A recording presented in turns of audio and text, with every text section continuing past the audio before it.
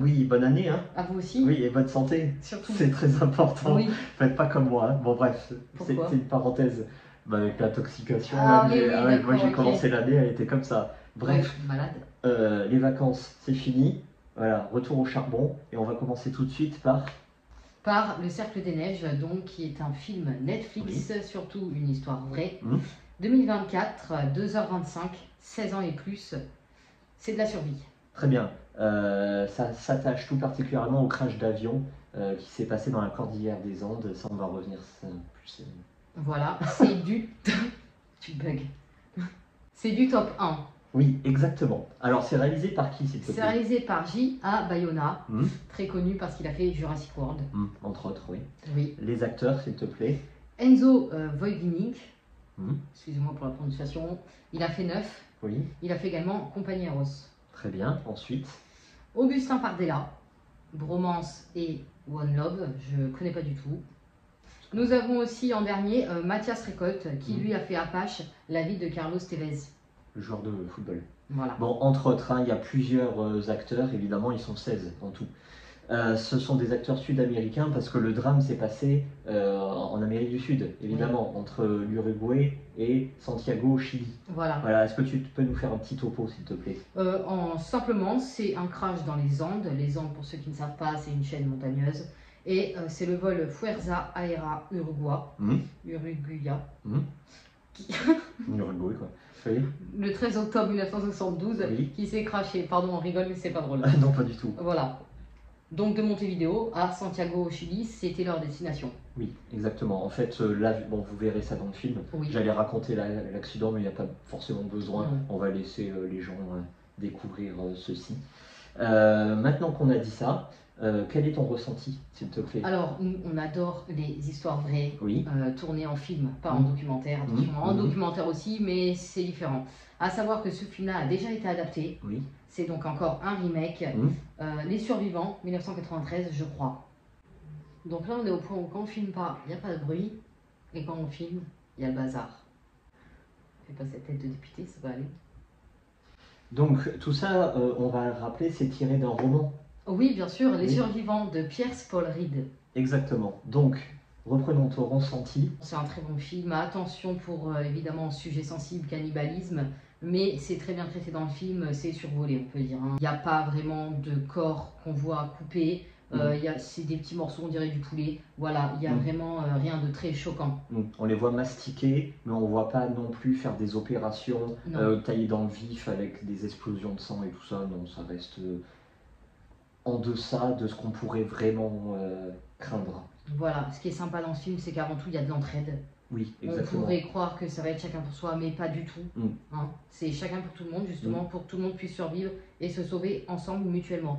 Par contre, bon, là, nous avons 16 survivants, mais à la base du crash, il y en a eu quand même 27 survivants. 11 décès après crash, à cause des situations terribles dans lesquelles ils ont vécu. Il faut rappeler que la nuit, il fait moins 30.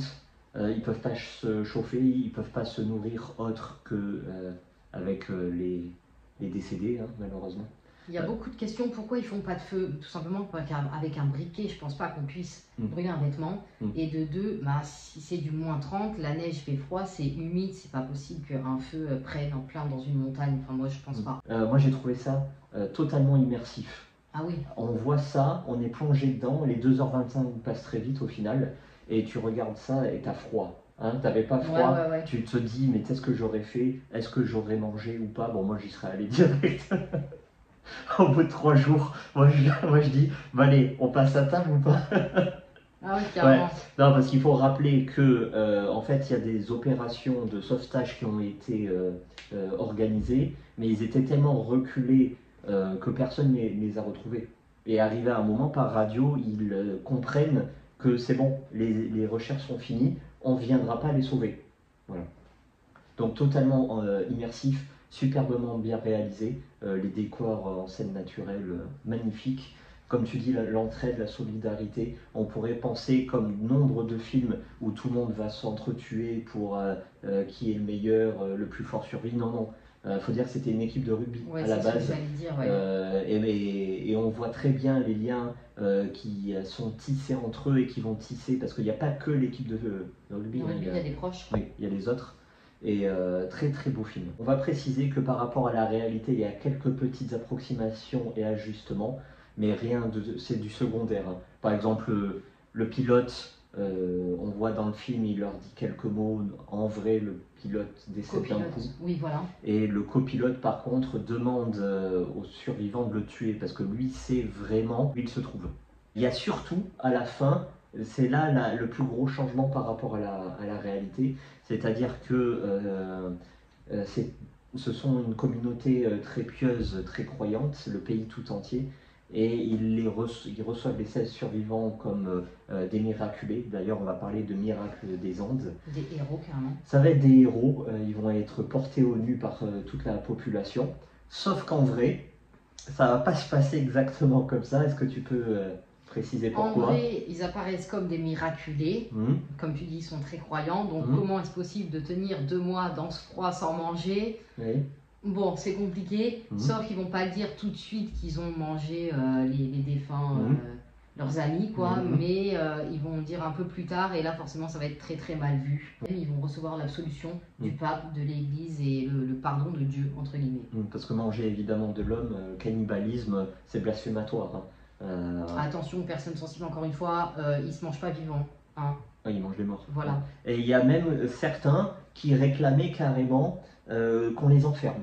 Voilà, qu'on les juge, prison, enfermement. Ouais. Non, bah calmez-vous en fait. Situation d'urgence, on fait ce qu'on peut. C'est la survie qui prime, quoi. Oui, voilà, il y en a pas mal qui ont osé parler sans l'avoir vécu. Oui, donc voilà, à ce point-là, aussi intense, tu peux pas, je pense, juger.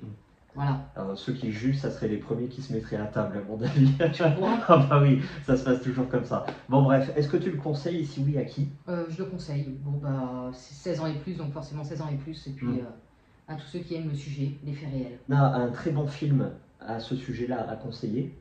Oui, Everest. C'est une ascension sur le mont Everest, donc, comme vous vous en doutez. C'est avec Jason Clarke qui joue très très bien, et c'est aussi une histoire vraie. Inspiré de faits. Voilà, évidemment, ça va être de la survie. Bon, merci. Merci à vous, et puis à très vite pour un retour de lecture. Oui.